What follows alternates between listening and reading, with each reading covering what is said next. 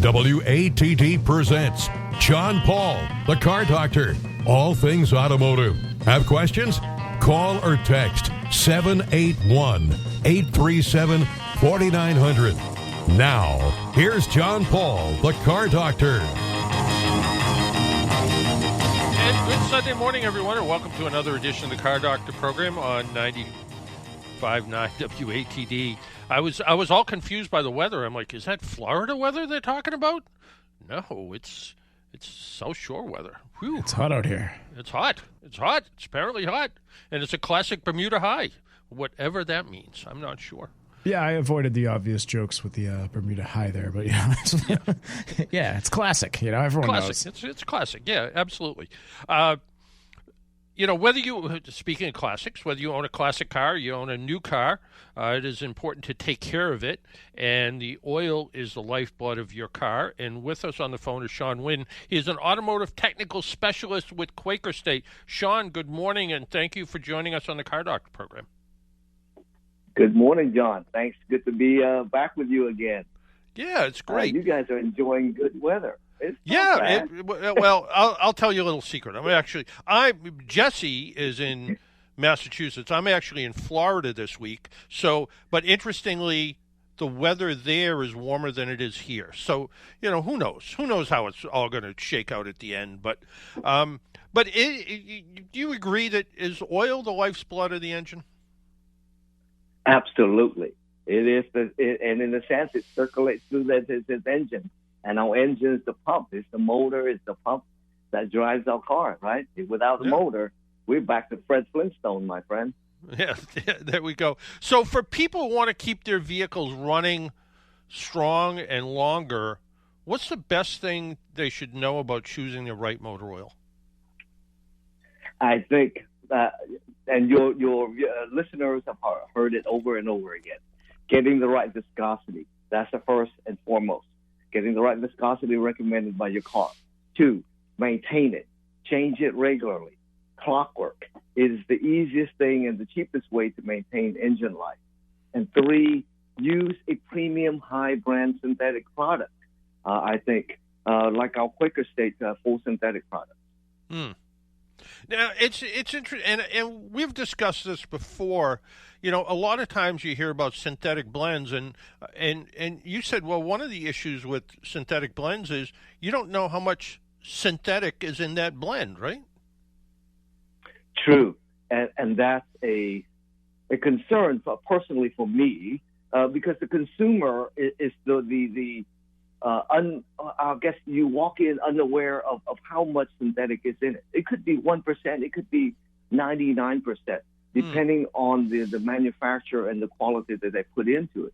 So, most of us think, okay, synthetic blend, it should be a 50-50, right? But unfortunately, it's not. But, the nice thing is that with the performance requirements by API and the industry, it is required the product has to have really good performance, right? With the new GF7 specifications, API SQ specifications. So oil manufacturers have to really use decent quality base oils to get the performance that they need to meet those specs. So that's a good thing for the consumer. Well, you mentioned the new GF7. That's the newest grade out there these days, right? Correct. That was introduced at the end of March or April 1 of 2025. And officially now, any manufacturer that sells motor oil in the U.S. is required as of this year, April 1 of this year, to be approved for API SQ or GF7. Yes. I got a question the other day from a reader, and I don't remember the exact make and model car, but they went in and I'm kind of making up the numbers a little bit. They went in and their car said, in their owner's manual, it says use 0 W20 oil. When they got to the dealership and they had the oil changed, they put 5 W20 oil in, and it was a synthetic blend. And the dealership said, well, that's what we always use. And the person took out the owner's manual and said, well, in the owner's manual, it says use 020. And I did a little bit of research, and what I found was in the U.S. and Canada, 0W20 was the recommended oil, but in the rest of the world, with whatever car this was, and I think it was a Mazda, but I'm not sure, it was 5W20, 10W30. There was a variety of oils you could use. And is that all because of emissions and fuel economy reasons? I think that is a small component of it, the emission into fuel economy. I think the 520 is based on engine design.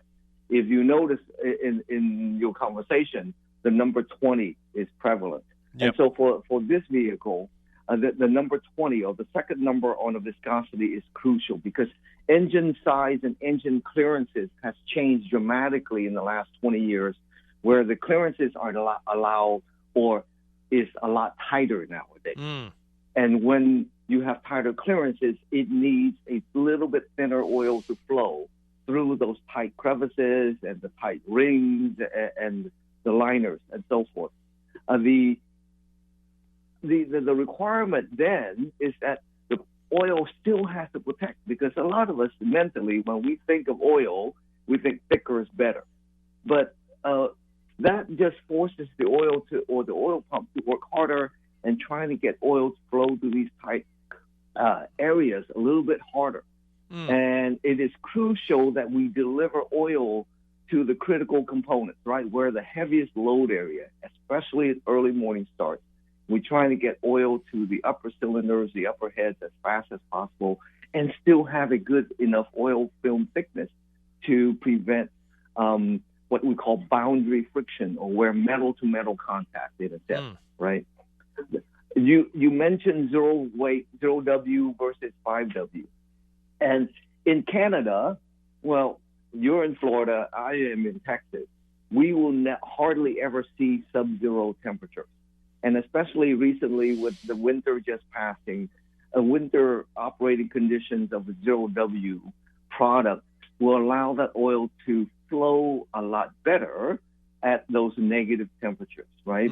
And so some manufacturers may have two oil recommendations, like a 0W20 in the winter and a 5W20 in the summer, because now, the weather report just before this show started says it's 85 degrees. And so we're not concerned about sub-zero temperature as the summer and the spring, summer, and fall weather comes around. And so the 5W will allow flow ability and not be concerned with the cold temperature issues that we may have at those early morning starts. The rest, although it's Massachusetts, it's Massachusetts. It could be 30 degrees on Friday. You never know. So, it's one of those things. But it's interesting too. We had one of our regular callers call in last week, and they had a question, and they wanted to know whether, if we'll use 5W30 as an example for oil, as it's in your car for 3, 4, 5,000 miles, does it stay 5W30 viscosity through the entire time, or do you start to lose some of the viscosity due to, I think the term is shear? Correct. And mechanical shearing is a big concern. And most oils have to pass what we call shear retention requirements, right? Where it has to hold its viscosity over a certain amount of time. But that doesn't guarantee that it will, because in the industry test, it's not always actual real-life conditions, right? And so those are concerns that we have. Thus, quality of base oils will give you that, because even base oil will shear thin over time, especially in severe stresses, high RPM, high heat. Those things break down the motor oil, tearing the motor oil apart. The second component that shears, that thins out or break apart, is the viscosity modifier. They are there to help to make our multi-weight oil. They're the thickener that helps to thicken and bring that oil up to that 30 that we want when the engine is hot. And they help to stabilize the viscosity over the entire temperature regime, from when it's cold to when it's running hot in the middle of traffic. The problem is there's qualities of those products too. The ingredients of those viscosity modifiers have different qualities. And so a premium brand product should have a more premium viscosity modifier that is more stable over the life of the oil brand. And you just sort of, I think, explained something that a lot of people want to know. And you said how the viscosity can shear with heat and friction and all of that. And if you have a car that uses some oil in between oil changes, and all of a sudden you're down a quart and a half, and the oil's starting to age a bit, and it's a little bit low, and it's starting to run a little bit hot, all of a sudden you're using oil a little bit quicker because you're losing some of the viscosity, right? True. When you have a car, and certain cars are designed to use a little bit of oil. All cars are designed to use a tiny bit, some more than others. And it's crucial that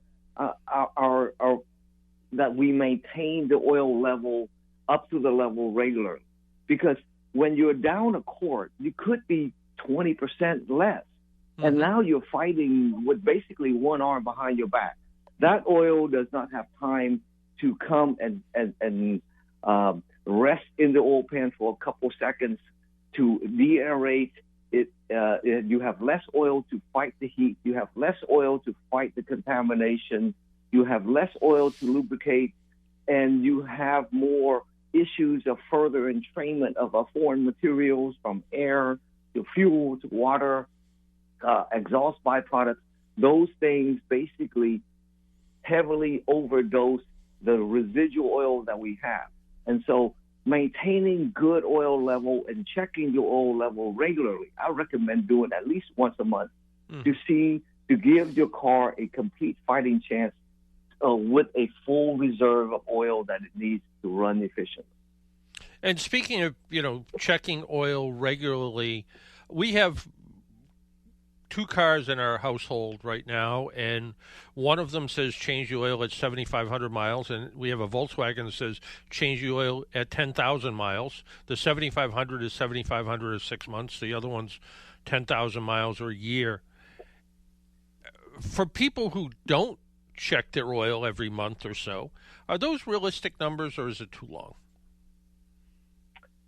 They are, because you and I have been around engines long enough, and certain engines are a little bit more, let's say, dirtier than other engines. They create more byproducts.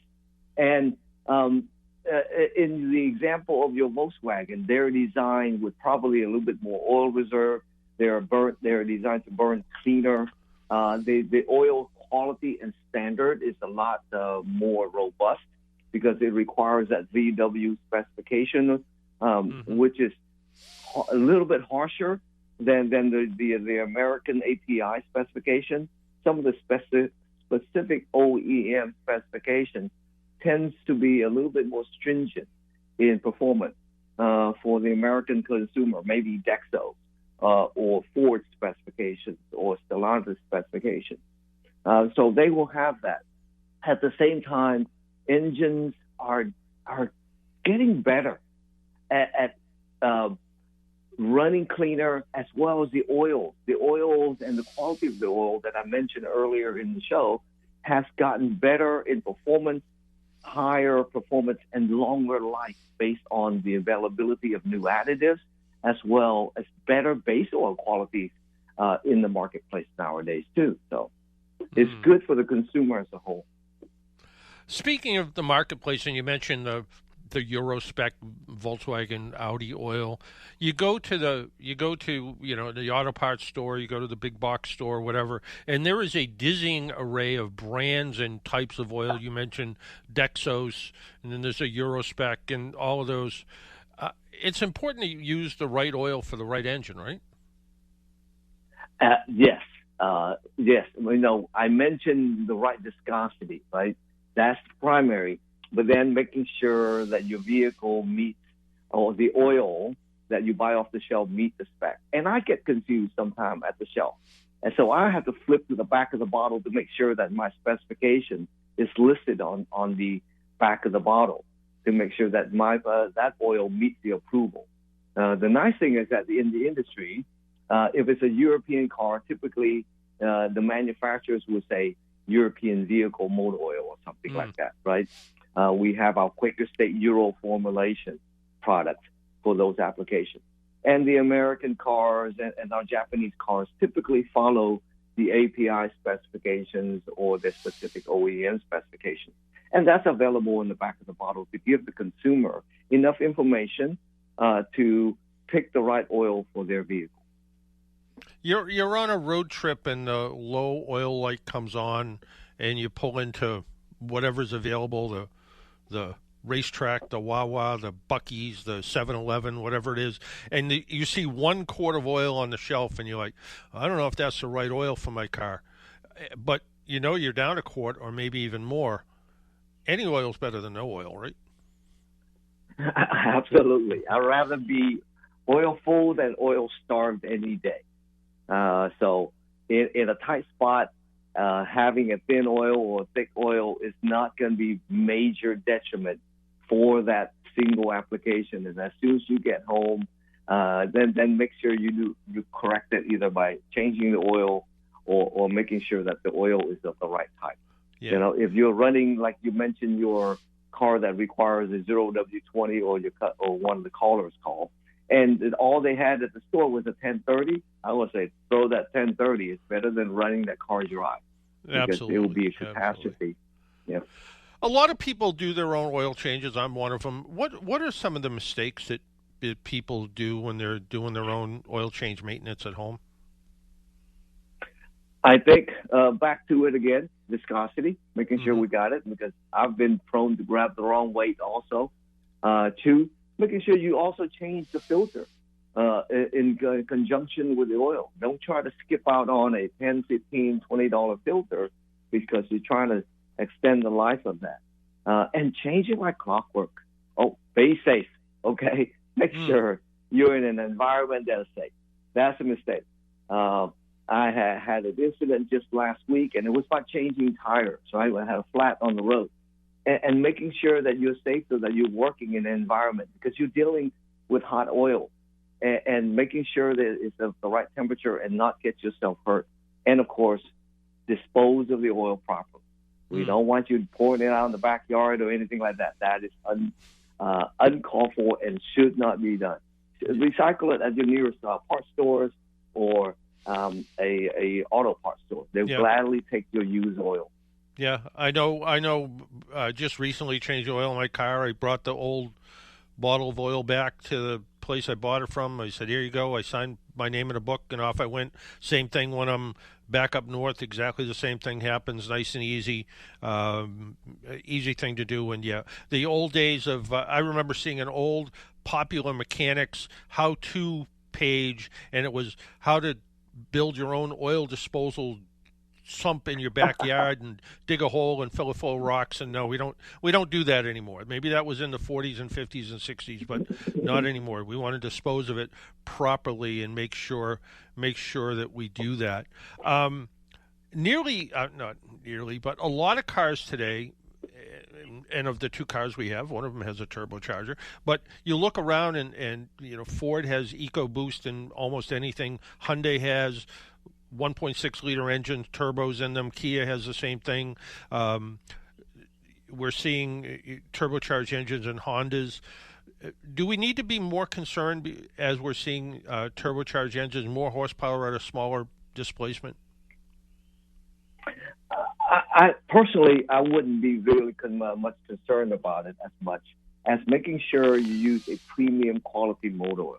Okay, so those products, especially turbos, are rated to handle or they generate a lot of heat because they get their power from the exhaust gas, right? Unless you have a supercharger, that's a completely different thing. But most turbos are run off of exhaust gas, and so they get most of the heat. And the clearances and the speed that these turbos runs in the tens of thousands of RPM put a lot of stress on the oil. So using a good quality, good brand synthetic product like our Quaker State brand would help to guarantee the performance that you demand of that, right? It is a smaller engine, but it still has a lot of oomph because we designed the manufacturer has designed the engine smaller capacity, less volume, but with more horsepower just because of incorporating the turbo. So using a good quality product, using the right viscosity, changing it regularly, your turbo should perform and your vehicle should perform the way it's designed for a long time.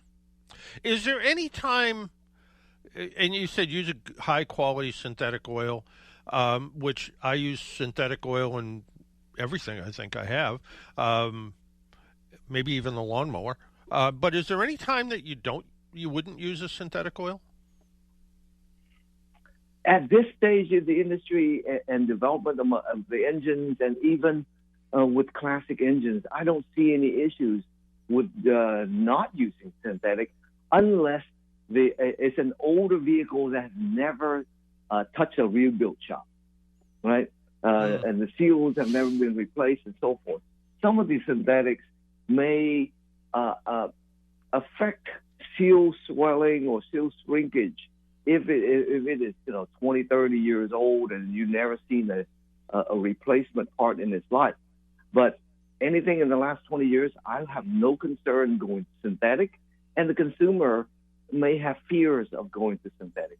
But if they choose, they can go back and forth. There's no detriment other than a better base oil to handle the heat and the performance needed by the vehicle and the demand that the consumer put into it, and also give it a little bit better durability at the same time with a premium synthetic product. I think we discussed once before that, some people are like, well, synthetic oils, it'll cause my engine to leak oil. And I think, as we discussed, it may find a leak, but it won't cause a leak. You already have something that's leaking there, and the synthetic oil may find that leak because of how it works, but it's not going to cause it. And if you decide that, and like, another myth that always comes up, once you've gone to synthetic oil, you can't switch back. And if you want to switch back to conventional oil, it's perfectly acceptable. Perfectly acceptable. And I even dare to say it's pretty darn hard to find conventional motor oils nowadays, even in some of the thicker weights, because the performance requirements have changed that over the years. Yeah, I know one of our conventional oil.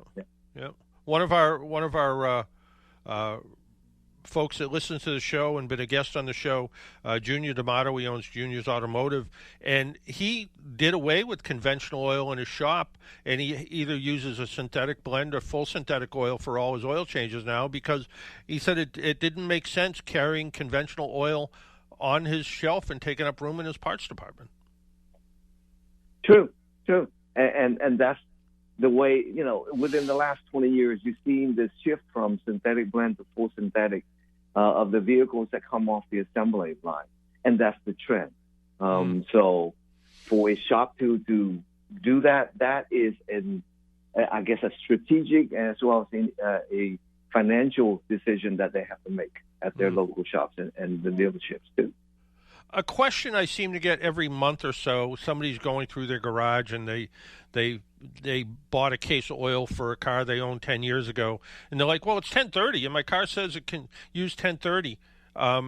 Two questions. Does unopened motor oil ever go bad? And secondly, should you use that 10-year-old brand new in the bottle oil in a newer car? I would not recommend it because like the additives, the oil is perfectly fine. The additives in it, even though unopened, may have degraded over time. Additives, you and I have talked about my soup analogies, how motor oil is kind of like soup. Yep. And those ingredients do have a shelf life. They do degrade. They have what we call half-life.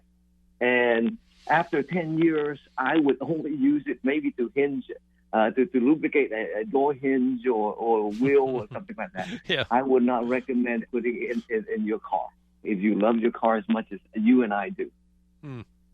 Yeah, really good point. And every once in a while I get somebody who still stumbles across an actual can of oil, and I tell them, go put it on a shelf somewhere, sell it to a collector, but don't put that in your car. Absolutely. Yeah, let me know. Send it down to me. I'll put it on my shelf too. There you go. One last question for you. What's the biggest misconception drivers still have about motor oil and engine maintenance? Is it that they think oil is oil? Do they think what's the biggest misconception, do you think? I think you hit the nail on the head, right? Everybody said that motor oil is just that brown stuff. Everything on the shelf, they're all good. And in some sense, yes, they're all good to a point because they meet the basic API specifications. They meet the GS7 specification. They meet the manufacturer specification. But back to my soup analogy, one soup, okay? We're talking about Massachusetts, right? So I'm going to use clam chowder as an example. Well, every clam chowder does not taste the same. Is it canned? Is it from this specific restaurant? Where did you choose? Why did you choose to go to this perfect place? Because it's your favorite flavor, tastes good. Your engine sees the same thing. So a high-performance oil from a good brand product, like our Quaker State product, would give you the performance that you need for the value that you're asking for it. And over 100 years, Quaker State has been around for over 100 years, and gladly, I'm one of the guys who helped to formulate the product, have really put really good effort in the base oil selection, in the raw ingredients, and the performance, and tested them in our taxi fleet. So make sure you are knowledgeable when you make that selection of buying that perfect oil, the same way you choose when you choose that perfect soup for yourself. You sound good for somebody that's 100 years old. Thank you very much. And as long as you don't like red clam chowder, it's got to be white. It's got to, can't be that Long Island clam chowder. It's got to be New England clam chowder. So, but Sean, it's always a pleasure. We always learn something when you join us on the program. And again, oil's the lifeblood of your engine. Make sure you take care of your car. Check the oil often. Like you said, check it every month. If your car uses a little bit of oil, check it a little bit more often. Take care of your car, and your car will take care of you, right? Absolutely. Yes, I agree 100%. All right, Sean, thanks so much, and thanks for taking a little time out of your Sunday morning and joining us on the Car Doctor program. Thanks for having us. Looking forward to talk to you again next time, John. Absolutely. We need to take a break and pay some bills. You're listening to the Car Doctor program on 95.9 WATD. We'll be right back. Even car geeks and do-it-yourselfers rely on AAA to give them extra peace of mind on the road. AAA offers 24/7 roadside assistance, whether you're in your own vehicle, a friend's car, or even a rental. Combine that with great rates on insurance, hotel, gas, and dining savings, and discounts on 8,700 brands, and you're covered on and off the road. Get a special membership offer today at aaa.com/join. That's aaa.com/join. For many families, an energy bill can mean difficult choices, wondering when or even how it will get paid. It shouldn't be that way. For more than 40 years, Citizens Energy has helped families afford life's basic needs. First, through Joe for Oil, and now through Joe for Sun. A simple way to save on electricity at no cost to you. No installation, no equipment, and you keep your utility company. We keep it simple and help you lower your utility bill. Call 1-855-JOE-FOR-SUN or visit citizensenergy.com to see if you qualify. Sponsored by Citizens Energy. Hey there, folks. It's Quinn Kelly reminding you to tune in Sunday night at 5 for the South Shore's first voice in sports talk radio, The Sports Exchange. Unmatched coverage of local high school action as well as a relatable voice on all things Boston Pro Sports. We've got you covered live at 5 every Sunday night. Have a question for our host, missed last week's show, or just want to share a great sports story? You can find us on Twitter at SE on WATD. But remember, mark your calendar, folks, and we'll see you Sunday night at 5 for the Sports Exchange on 95.9 WATD. Honored with a Lifetime Achievement Award from the National Highway Traffic Safety Administration. He's John Paul, the Car Doctor, on 95.9 WATD. And welcome back to the Car Doctor program on 95.9 WATD. If you would like to join us, our phone number is 781-837-4900, 781-837-4900. Before we get to our car review of the day, let's talk to Dickie in Plymouth. Dickie, good morning. Sure. Dickie? There we go. Are you there? I am. All right. I got a hoarse voice. I can hardly talk. All right. I got two questions. I have a 63 Falcon with a 260 in it. I've had it for 10 years. I had the engine rebuilt. I still have a small oil leak. I was thinking of putting a can of Lucas oil stop leak in it. What do you think about that? That's one question. The second question, I got a brand new Subaru. My old one used to take 0-20, and this one wants 0-16. I have some 0-20. Would it be all right to put a little 20 in instead of the 16? I would say the new Subaru engine is really fussy. It's like the Toyota's got some engines, and they're all using 0.16. I would stay with the 0.16 because that's what they're looking for. Subaru's made some efforts, I guess, to make oil do a whole lot of work by going through tiny passages. Now on the Falcon with the 260 in it, Lucas oil supplement is basically a viscosity enhancer. It just thickens up the oil a little bit. I remember talking to one of the Lucases, I guess, and they were telling me about how their viscosity enhancer helps. It might stop a little bit of your oil leaks. They claim it does a lot of that, so maybe it will. Do you know where the oil's leaking from? It's leaking down by the clutch, so I assume it's a rear main. Rear main. When I had it rebuilt, because it's an old engine, got to have zinc in it. So Yep. I use 1540 Shell Rotilla P. So you can't get any higher viscosity than that. No. The other thing you might want to find, if you can find it, is if you can find an oil if you can find the same grade of oil in a high mileage oil that already has additives in it that help swell up seals a little bit, and that might actually do a little bit of good, and that might work to swell up the seals and get a little bit more, So that might help. That might help a little bit to get a little bit more out of your oil because of that. So maybe try that before you go to the additive. So maybe do that in the next oil change and see if that does anything at all, and it might slow things down just a little bit. Yeah, the only trouble with the high mileage oil, now I'm going to have to start dumping bottles of zinc in it too, because the diesel oil already has the. I mean, it isn't that bad. I chuck it every time I go out, and probably every 4 or 5 times out for a ride. Like today, I went to the car show in Plymouth. I might have to add a quarter of a quart. So I probably go through 2 quarts in the whole season. So it isn't that big of a headache. Right. But I was hearing a lot about the stop leak. Yeah. No, I would say if you're only going through the car show season, if you're adding a quart and a half or 2 quarts of oil, it's probably just as easy just to leave it alone. Yes, that's what I'm going to do. Yeah, I some of the Lucas products I like a lot. Others I've had a little bit of an issue with. So, but nothing serious. But before I went to adding something like that Lucas product or the old days of STP, and I remember I knew a guy who, and this was years and years ago. I think he had some kind of 1960s Dodge product that had.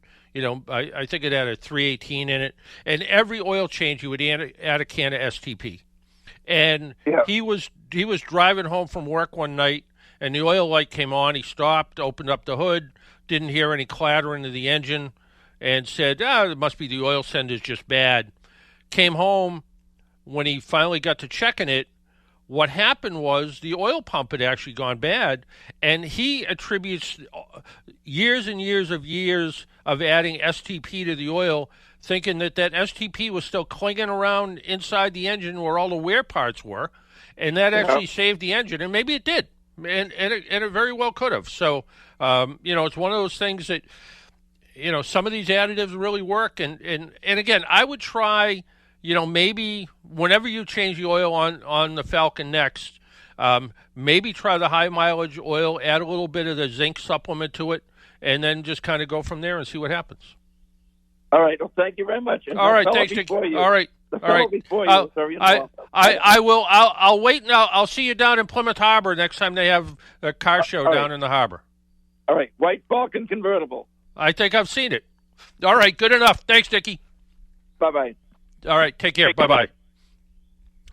Our phone number again, 781-837-4900, 781-837-4900. Time to talk about the car I've been driving around, and it's something that's a little bit different. It is a plug-in hybrid, but it's also a sports sedan.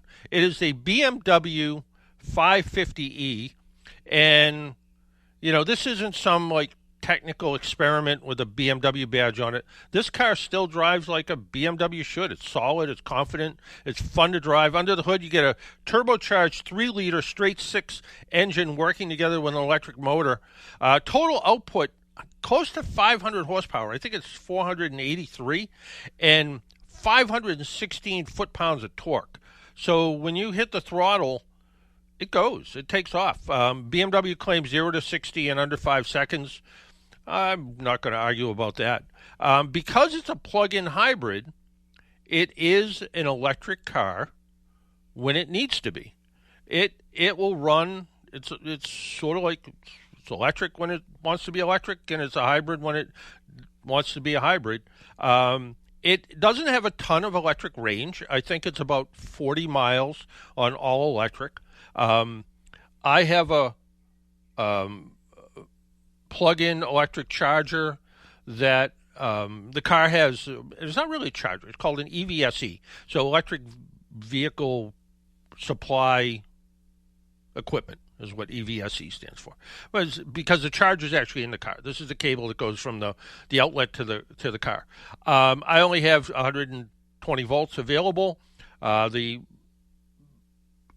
system I have, I can either plug in a 240 volt adapter, which will give me about 40 miles of range in a couple hours, I think, or the 110 volt, which is probably a couple miles of range every hour.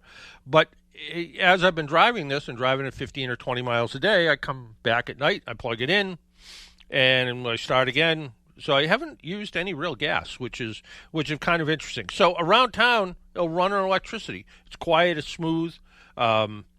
It feels the same on electric, actually, which is kind of interesting. So the 550 blends, both power sources together. You never have to worry about running out of electricity, because as soon as the big battery kind of depletes itself, it still is a regular hybrid like a Prius or any other kind of hybrid. So it still has a battery and a gasoline engine. You never have to worry about things like range anxiety, words that no one's ever heard of before, because it's still, still fill it with gas. And it has a pretty good range, too. I think it's up over close to 350 or 380 miles of range. The engineers did a really good job of hiding the extra weight of the battery pack. The steering's sharp. The body stays nicely controlled. The adaptive suspension gives you a comfortable ride without turning it into kind of a floaty-boaty ride. It's a driver's car. It's a BMW. It's a driver's car. It still is.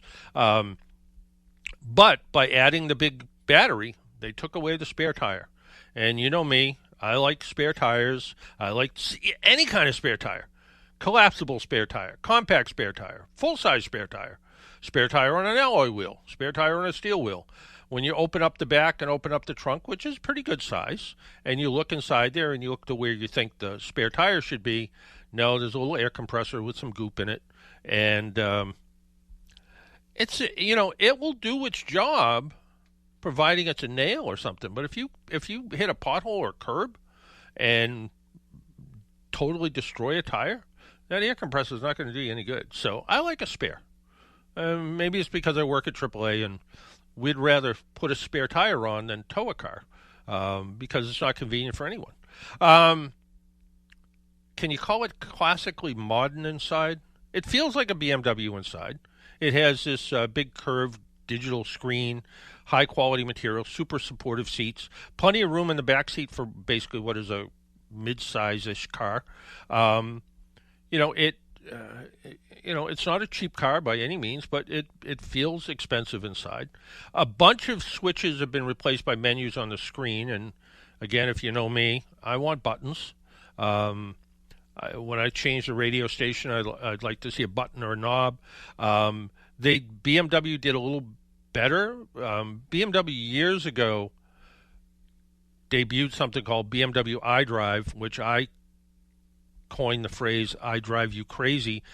It was they're like, everybody uses a mouse in a computer, so why not use something like a mouse to control all the functions in your car? Because when you do that, you have to look down or look over, and you can't just reach for something.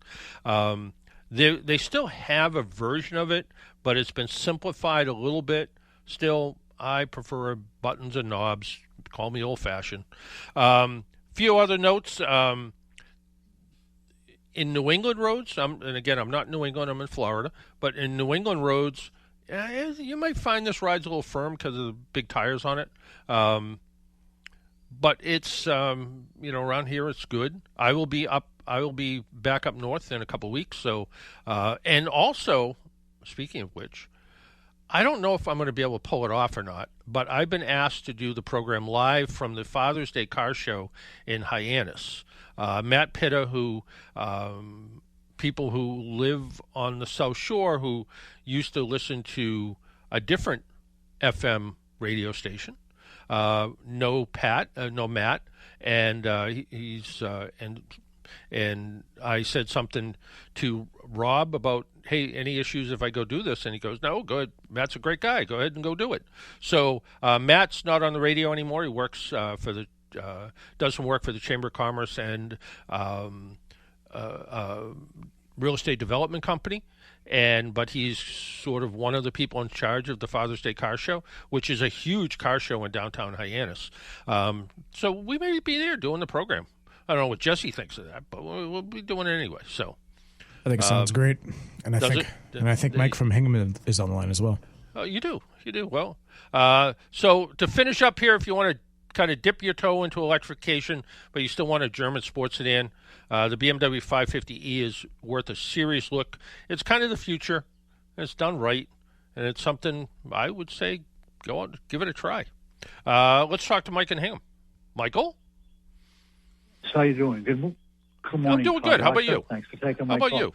Yeah, I was in sick bay for a while, but I'm better now. Back home now, so I'm doing much better. That's good. That's good. Question for you. The constant variable transmission. We've had chat. Now it looks like they're trying to. Even Toyota's trying to stuff it on us now.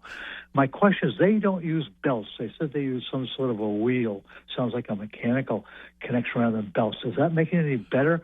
I mean, if Toyota has one, you would think it has to be good, or we still up the creek without a paddle? Well, again, I'm kind of old-fashioned. I like gears. Me too. And these systems, whether they use a Kevlar belt, which is what some of them are using, or they use some kind of variable ratio pulley gear wheel system, they still kind of work the same. And the thing that I don't always like about them, but I will admit though, the last few cars I've driven with CVT transmissions have felt good. I wouldn't think anything of it one way or the other. Now, longevity, and Nissan, well, I shouldn't say. Subaru's probably had the first CVT transmission back 30 years ago when the Subaru Justy, little three-cylinder car that Subaru made. But Nissan's probably had, more CVT experience than almost anybody. And people would say, yeah, if you take care of it, you'll get 150,000 miles out of a CVT transmission. Most transmission with gears are tested to be solid for 175,000 miles. So I still think in many cases a traditional automatic transmission is better than a CVT. But I think Honda's always had, as an example, a transmission weakness. Their transmissions have been, if you look at Honda vehicles over the years, you're like, the transmission is one of the things they've always seemed to have a problem with. They went to CVT transmissions, and they seem to have solved that problem for the most part, although not all of them. But they seem to have solved a lot of their problems. So maybe as Toyota's going to CVTs to both take advantage of weird torque curves of their new engines and fuel economy, you got to think if Toyota's a belt and suspenders company, and I stole that line from a guy that I know that worked at Toyota forever and ever, and he's like if Toyota's doing it, they got a backup plan already in place. So, based on that, I would say, yeah, it's probably okay. Yeah, I'm on my 52nd year of driving Toyota products right now. And I was looking at the new Crown. Yeah, that was like, I don't know if you've reviewed that at all, but that they stick you with the CVT, and that's a big flag for me when I see that. I've driven the Crown wagon. I can't even think of what it's called now. But and I got to tell you, it is a well-designed, and I got to think the regular Crown is the same thing, a very well-designed car. It's different than, say, like the Crown versus Camry. The Camry, you have more glass. The Crown, you have more metal. It feels more solid. Somebody wrote to me once and said, I'm looking at the top of the line Camry, I'm looking at the top of the line Crown. There's about a $10,000 difference. What's the real difference? And and it just feels more substantial. And the one thing that the Crown has, and I'll say going for it, and I don't even know if I really mean that this way, is the Crown is a fully Japanese engineered and built vehicle versus the Camry, as an example, that is could be made anywhere. Could be made in Canada, could be made in Japan, could be made in the United States. You don't know where it's made. The Crown was designed as a flagship for Toyota. Bingo. I mean, that's, if I can have it made in Japan, I try to have my cars made. My current car is made in Japan too.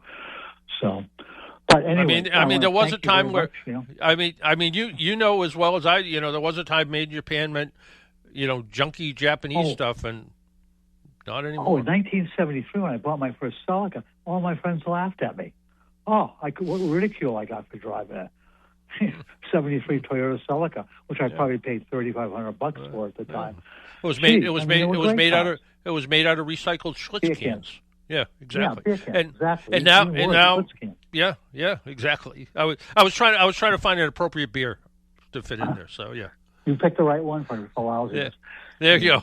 Well, I want to thank you very much for taking my call. Absolutely. Doctor. Absolutely. And I'll talk to you soon. All right, and glad you're back on the mend. Thank you very much. Bye-bye. All right. Take care. Bye-bye. Why don't we take another quick break? When we come back, if you want to join us, 781-837-4900, 781-837-4900. We'll be right back. Even car geeks and do-it-yourselfers rely on AAA to give them extra peace of mind on the road. AAA offers 24/7 roadside assistance, whether you're in your own vehicle, a friend's car, or even a rental. Combine that with great rates on insurance, hotel, gas, and dining savings, and discounts on 8,700 brands, and you're covered on and off the road. Get a special membership offer today at aaa.com/join. That's aaa.com/join. Hello, Chris Bethany of Bethany Builders here. You want us to build your new deck project? Sophia Bethany, let's go. From design to job completion, Bethany Builders has got you covered. The South Shore's #1 dad-daughter duo is ready to build with you. Just give us a call at 781-898-8018. You can find us on the web at BethanyBuilders.com, Facebook, and check out our projects on YouTube. Bethany Builders is fully licensed, registered, and insured. Call us today for your free estimate. Tune in to 95.9 WATD Monday nights at 9 p.m. to hear Massasoit Today. An hour dedicated to introducing you to the students, staff, and faculty of Massasoit Community College. Each show you'll hear uplifting stories, discover the latest news, and learn more about the community that makes up Massasoit Community College. Monday nights at 9 p.m. on 95.9 WATD. Make an appointment Sunday morning at 11 for John Paul, the Car Doctor, on 95.9 WATD. Now, back to the Car Doctor. And welcome back to the Car Doctor program. A sometime listener to the program, we call him Captain Keith. Captain Keith sent me a text message at some point. You might have heard my phone ding. And he says, we're listening. You should talk about the hazards of spraying starting fluid on a K&N washable filter. Yeah, don't do that. Don't spray a ton of... Starting fluids is exactly what it is. It's very flammable. And K&N filters tend to absorb stuff. And Captain Keith is saying this as experience. He had a Volkswagen-powered dune buggy that he took out of storage, sprayed starting fluid, sprayed starting fluid, and then it caught fire and burnt to the ground. So be careful with starting fluid. And be careful with anything you spray. I remember years ago, a woman had a car parked near me, and it wouldn't start. And it was soaking wet. It was raining out. And I went over there with a can of WD-40 and sprayed all the wires, and she cranked it over, and the WD-40 caught fire because of the spark from all the leaky ignition wires. And I had a rag with me and just kind of patted the little flames out. And she got a little panicky, and I said, oh, don't worry. We do that to try to dry the moisture out of it, which was not 100% true. But it did catch fire. So be careful with anything. I am a fan of starting spray. You know, some people use carburetor spray, which is flammable, which is okay. Try to start something. Brake clean. Most brake clean now is non-chlorinated, but you have to be really careful with brake clean, because brake clean and probably the aerosol is what's flammable, but brake clean that used to contain chlorine gas, which is what made it work really well, turns into phosgene gas, I think, and it's very dangerous and it's cumulative. So once it burns, it builds up in your system and just not a good thing. So you need to be careful about things you spray in your engine to get them going. Not a great thing to do. Ian Campbell, a retired shop owner, he must have read one of my columns today. I think I talked about trying to rebuild a ABS module, and he said he had pretty good luck with a company called BBA Reman in the Miles Standish Park in Taunton. So if you have some kind of module that you can't find, or it's not made anymore or something like that, BBA Reman at Miles Standish Park in Taunton might be a good way to go and see what it is. Somebody asked me, I think this was in one of the New York papers, and they just wrote to me and they said, and I said something about leaving a car running while replacing a battery. Never a good idea. Back in the old days when cars had generators, you could disconnect the battery with the engine running, and if the car stalled, it meant the generator wasn't charging the battery anymore. Well, cars have alternators today, and the battery is part of the regulation that regulates the charging voltage. So when you disconnect a battery with the engine running, the alternator could full field. It could spike high voltages. It's not a good idea. So he said, I just read about keeping the car running while replacing the battery. Although I have done this on my car a few years ago without any issues, I sort of agree with you on this being a bad idea. Yeah, it's not a good idea. Don't do it. What do you think about doing this? Instead of running the engine, attach he said tricking charge. I think he means trickle charger, or some sort of 12-volt source to the car to keep the computer settings. Still a bad idea. No, but don't do it with the engine running. Do it with the engine off. So if you have a decent battery charger that has a maintenance mode that will supply 12 volts even without the battery hooked up, and some do, Yeah, you can do that. If you have like a NOCO jumpstart box, you can actually, they're designed to only work when they see battery voltage. So when you turn them on, they need to see some sort of battery voltage. You can trick them. There's a way to, I know the NOCO ones, there's a way you push a couple of different buttons and it will provide 12 volts all the time. Yeah, you can do something like that. That way that thing is backing up the system and it's still going to be good. So there you go. So you can do it, but don't do it with the engine running. So that music means it's time for us to go. Until next week, make sure you wear your seatbelt, drive safely, be good to your car, and if you do see an emergency vehicle by the side of the road, slow down or move over. It saves lives. Talk to you all next week. Bye-bye.